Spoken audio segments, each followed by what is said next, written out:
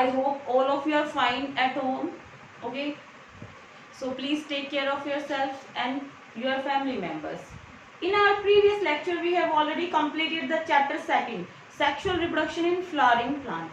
So today we are going to start a new chapter, that is sexual reproduction in human beings. Sexual reproduction in human beings. ठीक है, इसके लिए सबसे पहले हमें ये जानना होगा what reproduction means. What is exactly reproduction? So reproduction is the ability of living organisms to produce fertile offsprings.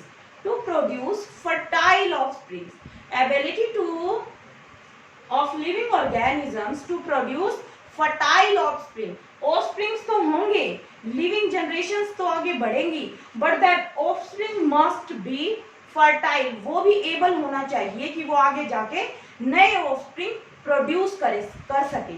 That is reproduction. So I know everyone knows about it. What exactly is reproduction? It is generally of two types. Let's revise it little bit. asexual reproduction and sexual reproduction. What is asexual reproduction? Asexual reproduction is that in which other than sex cells incorporate into that mechanism is called asexual reproduction. जैसे कि amoeba वगैरह में होता है binary fission, बर्डिंग, बहुत सारी processes होती हैं. बॉडी की कोई भी सेल मिलके या कोई भी सेल डिवाइड होके रिप्रोड्यूस कर सकती है, यानी कि नया ऑर्गेनिज्म बना सकती है. That is asexual reproduction. And what is sexual reproduction? In which two gametes are required, that is male and female. They combine together to form a new offspring is called sexual reproduction. और एक और बात, इसमें specialised sales की जरूरत होती है जिनको हम बोलते हैं सेक्स सेल्स और गैमीट्स. ठीक है, वो इन्वॉल्व होती हैं इस प्रोसेस में. So today we are going to study about sexual reproduction in human beings. So without further adieu let's start it. Okay, humans are sexually reproducing and viviparous organism. What does that mean? Viviparous. Viviparous means the organisms which give birth to the new ones. जो नए organisms को birth देते हैं उनको बोलते हैं viviparous. So humans are viviparous because we give birth to the offsprings. और दूसरी वर्ड क्या बेटा इसकी? oviparous. Oviparous, what are these? Which lay eggs. जो अंडे देते हैं उनको हम oviparous बोलते हैं. So there will be a question related to this. Viviparous and oviparous. What are viviparous? Which gives birth to the new ones. And what are oviparous? Oviparous are egg laying organisms जो egg lay करते हैं. ठीक है. So let's start with the male reproductive system. Prior to that, I want to discuss with you this chapter. Sexual reproduction in human beings is divided into 3 phases, just like that plant. 3 phases. First one is pre-fertilization events, second one is fertilization, and third one is post-fertilization events. जो pre-fertilization events हैं, उनमें हम करेंगे maturation, primary sex organs, secondary sex organs और gamete formation. Mail में क्या gamete form होता है? स्पर्म. और फीमेल में क्या गैमीट फॉर्म होता है? ओवम. तो ये हो गई प्री फर्टिलाइजेशन इवेंट्स. एग और स्पर्म बन गए, then they combine together to form a zygote. एक कंबाइंड स्ट्रक्चर बनाते हैं जिसको हम क्या बोलते हैं बेटा? जाइगोट. वो क्या है? फर्टिलाइजेशन. उसको पढ़ेंगे. फिर उसके बाद आएगा हमारा post fertilisation events. Embryonic development, pregnancy कैसे होती है, पार्चुरेशन कैसे होता है, गिविंग बर्थ कैसे होती है, पोस्ट फर्टिलाइजेशन इवेंट्स में आएगा. फिर हम वो पढ़ेंगे. सो गेट इनटू इट. सबसे पहले हम देख लेते हैं male reproductive system. Male reproductive system देखते हैं बेटा. इसमें क्या होता है? Primary sex organs and secondary sex organs and third one is external genitalia. 3 part होते हैं इसके बेटा. जो प्राइमरी सेक्स ऑर्गन होता है, a pair of testes suspended in scrotum. A pair of testes. Testes are the primary sex organ.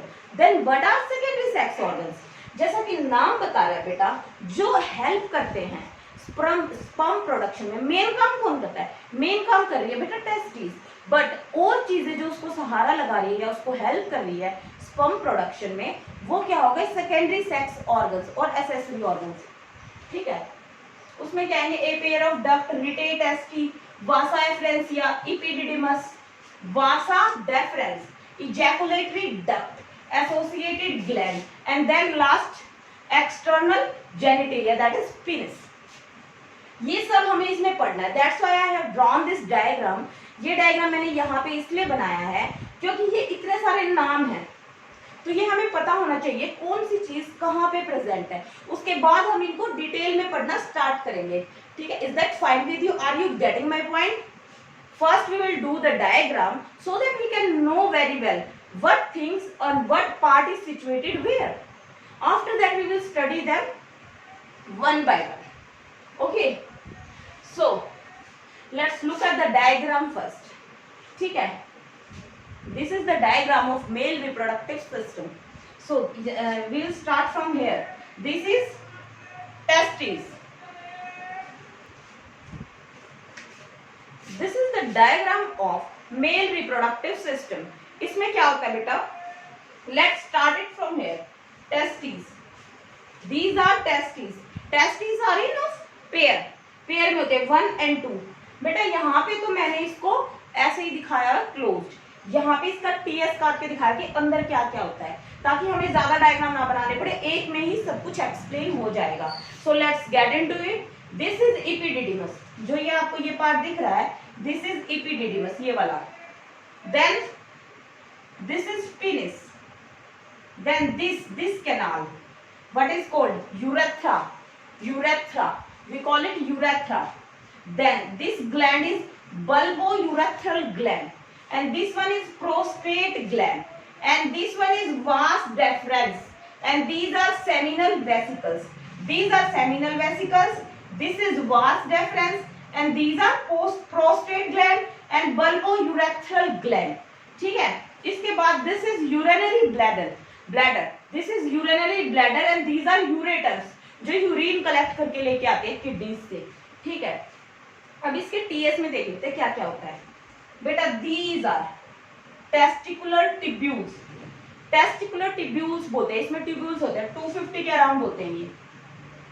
ठीक है बेटे, 250 के अराउंड होते हैं। इनके अंदर क्या होते हैं? इनके अंदर प्रेजेंट होते हैं सेमिनिफेरस ट्यूब्यूल्स।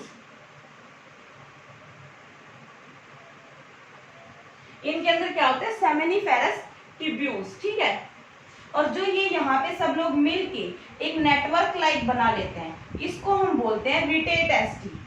रिटेटेस्टिस स्पर्म यहाँ बनता है, रिटेटेस्टिस में आता है। रिटेटेस्टिस वास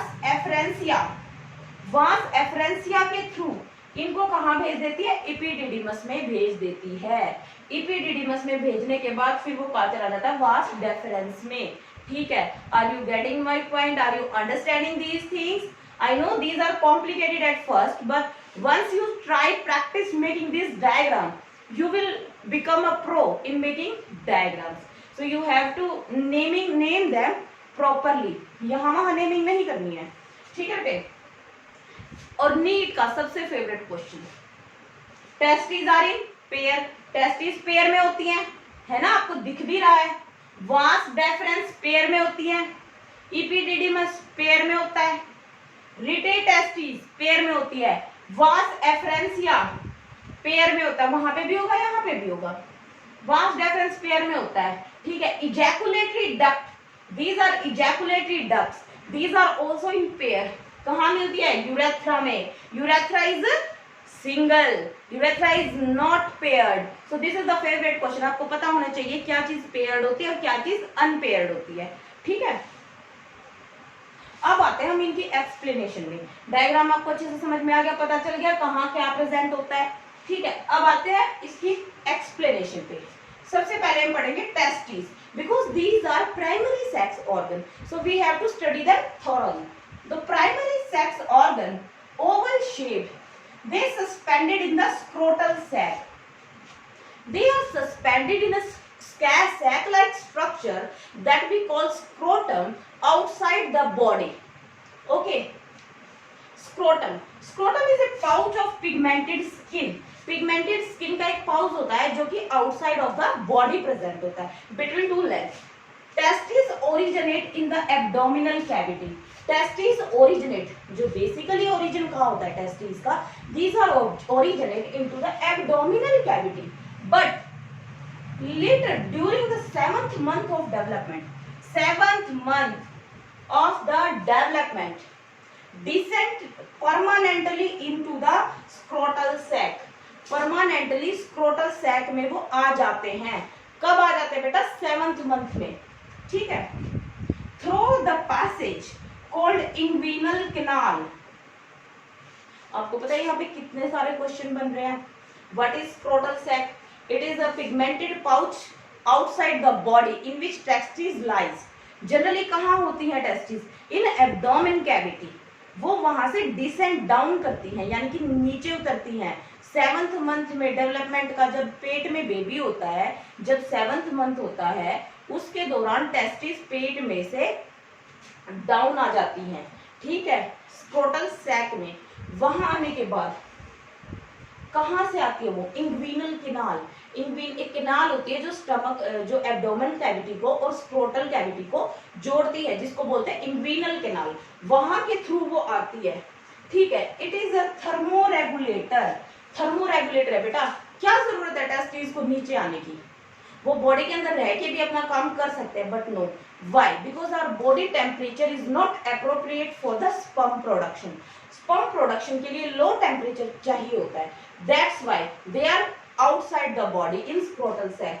वहां पे टेम्परेचर 2 to 2.5 डिग्री सेल्सियस कम होता है, इसीलिए। और scrotal sac is a thermoregulator, lower temperature than the body temperature, उसका टेम्परेचर लोअर होता है, ठीक है।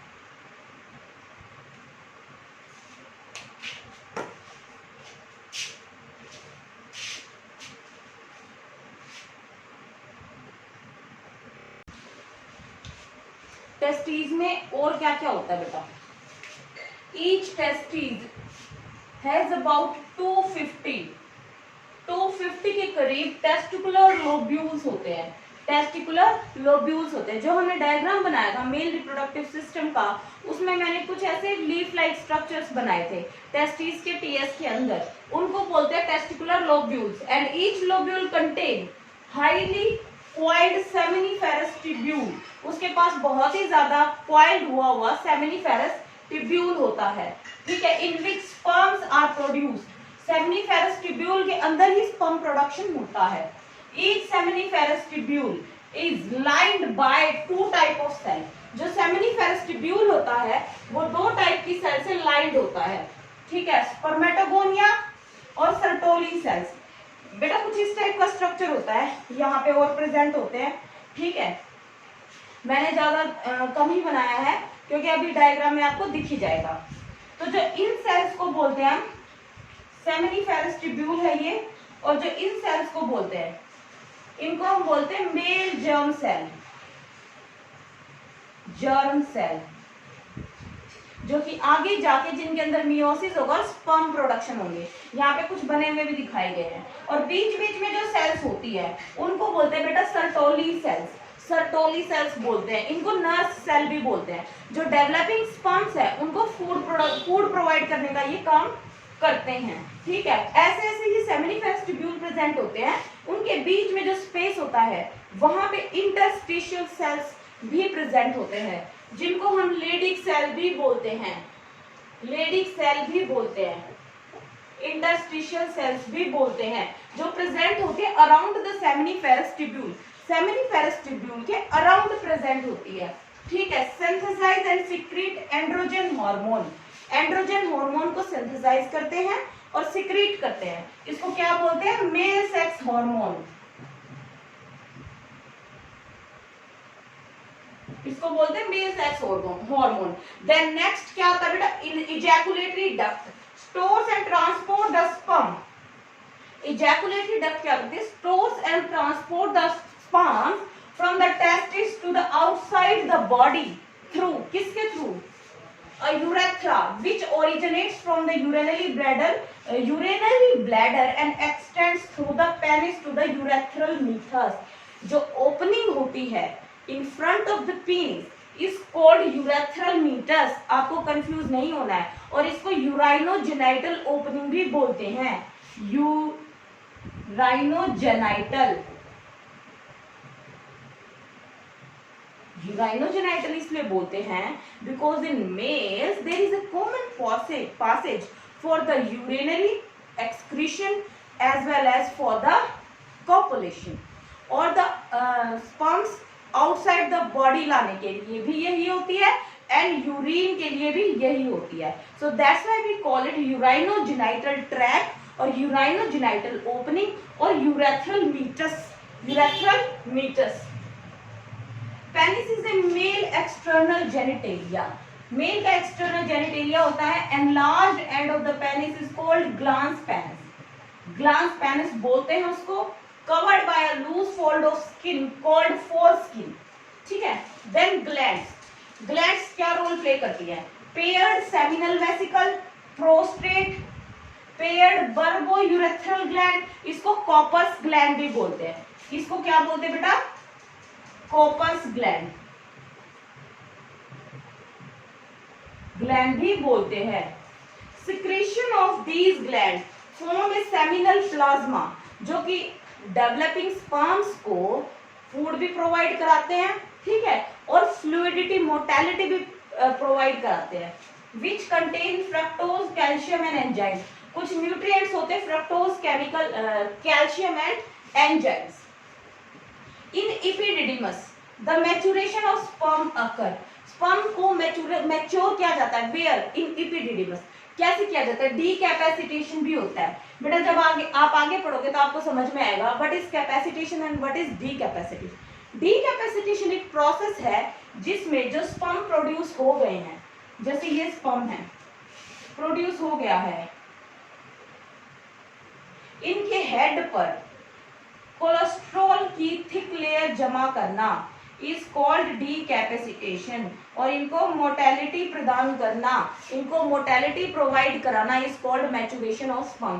बेटा जब फीमेल जेनिटल ट्रैक्ट में स्पर्म्स जाते हैं तो वहां पर मीडियम एसिडिक होता है, तो स्पर्म्स को नुकसान ना पहुंचे इसलिए इनके हेड पर कोलेस्ट्रॉल जमा होता है. फीमेल की जेनिटल ट्रैक्ट में जाने के बाद इनका कैपेसिटेशन किया जाता है, यानी कि removal of cholesterol from the head of the sperm.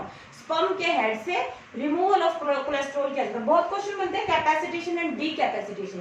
Capacitation कब होगा? जब डीकैपेसिटेशन होगा तभी तो होगा. उसके हेड पे कोलेस्ट्रॉल होगा तभी तो हम उसको हटाएंगे. तो इस तरह से स्पर्म मैच्योर हो जाता है और मोटेलिटी मिलती है इसको. They reabsorbed by vas deferens. If sperms are ejaculated or not ejaculated, they are reabsorbed. If they are not ejaculated, reabsorbed by the vas deferens. vas deferens के द्वारा उनको reabsorb कर लिया जाता है. In vas deferens, temporary storage of sperm takes place. vas deferens के अंदर कुछ टाइम के लिए स्पर्म्स को स्टोर करके रखा जा सकता है. आगे एक फूला हुआ पार्ट होता है वास डेफरेंस के एंड पर, जिसको हम बोलते हैं एम्पुला. एम्पुला के अंदर स्पर्म्स को स्टोर किया जा सकता है. अब ये क्वेश्चन आ सकता है कि एम्पुला कहाँ प्रेजेंट होता है? It is present in vas deferens. Vas deferens के अंदर प्रेजेंट होता है.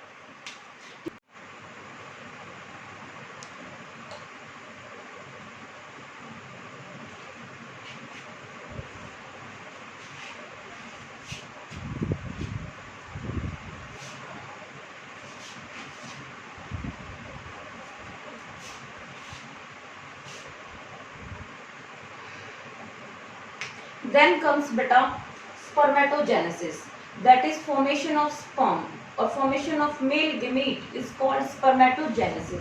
Spermatogenesis में क्या होता है? In testes immature male cell, that is spermatogonia, produce sperm by spermatogenesis. जो स्पर्मेटोगोनिया होता है उसको स्पर्म मदर सेल भी बोलते हैं और जर्म सेल्स भी बोलते हैं, because they are going to give rise to the sperm. ठीक है. और उस प्रोसेस को बोलते हैं spermatogenesis. The spermatogonia present in the inner side of the seminiferous tubule, seminiferous tubule के इनर साइड पे होती है, वो क्या करते हैं, मल्टीप्लाई बाय माइटोसिस, उसमें माइटोसिस होती है और वो मल्टीप्लाई करती है। The spermatogonia forms spermatocytes that undergo meiotic division to produce secondary spermatocyte having 23 chromosomes। पहले ये फ्लो चार्ट देख लेते हैं, आपको इसमें अच्छे से समझ में आएगा बेटा। these are spermatogonia, ठीक है, और sperm mother cell, because they are going to give rise to sperms। Mitotic division होगा, डिफरेंशिएशन होगा, ठीक है, प्राइमरी स्पर्मेटोसाइट बन जाएंगे। जो प्राइमरी स्पर्मेटोसाइट्स होंगे उनमें बेटा क्या होगा, फर्स्ट मियोटिक डिवीजन होगा। आप सबको पता है माइटोसिस मियोसिस हम पढ़ चुके हैं। मियोसिस में दो डिवीजन होते हैं, मियोसिस 1 एंड मियोसिस 2। तो मियोसिस फर्स्ट डिवीजन होगा, देन सेकेंडरी स्पर्मेटोसाइट बन जाएगा, जो जिसमें फिर क्या होगा, सेकेंडरी मियोटिक डिवीजन होगा। उसके बाद स्पर्मेटिड्स बनेंगे, जो कि फिर किस में ट्रांसफॉर्म हो जाएंगे, स्पर्मेटोजोआ में ट्रांसफॉर्म हो जाएंगे। ओके, स्पर्म्स बन जाएंगे यहाँ पे। The spermatids are transformed into spermatozoa by the process called spermiogenesis। इसको, इसमें कन्वर्ट होने की प्रोसेस को बोलते हैं स्पर्मियोजेनेसिस। इस प्रोसेस को स्पर्मियोजेनेसिस बोलते हैं। They are released from the seminiferous tubule by the process called spermiation। There are two different processes, that is spermiogenesis and spermiation। तो आपको पता होना चाहिए, और spermatogenesis, ठीक है। 3-4 प्रोसेस होगी एक जैसे नाम के, पेपर इन्हीं बातों से ही कंफ्यूज करेगा। स्पर्मियोजेनेसिस क्या है, स्पर्मेटिड से स्पर्मेटोजोआ बनना, ठीक है। और जो स्पर्मिएशन क्या है, सेमेनिफेरस से स्पर्म बन के बाहर निकलना, ठीक है। स्पर्मेटोजेनेसिस क्या है, फॉर्मेशन ऑफ स्पर्म। अब हम इतना स्पर्म कर रहे हैं तो उसका डायग्राम भी देख लेते हैं। स्ट्रक्चर ऑफ अ स्पर्म, ठीक है। So this is the structure of a sperm. It is divided into 3 region, head, neck and middle piece. Head, neck and middle piece. Head में क्या होता है बेटा, न्यूक्लियस होता है और क्रोमोसोम मटेरियल होता है वहां पे। ऊपर क्या होता है, एक्रोसोम पार्ट होता है, जिसमें बहुत सारे एंजाइम भरे हुए होते हैं।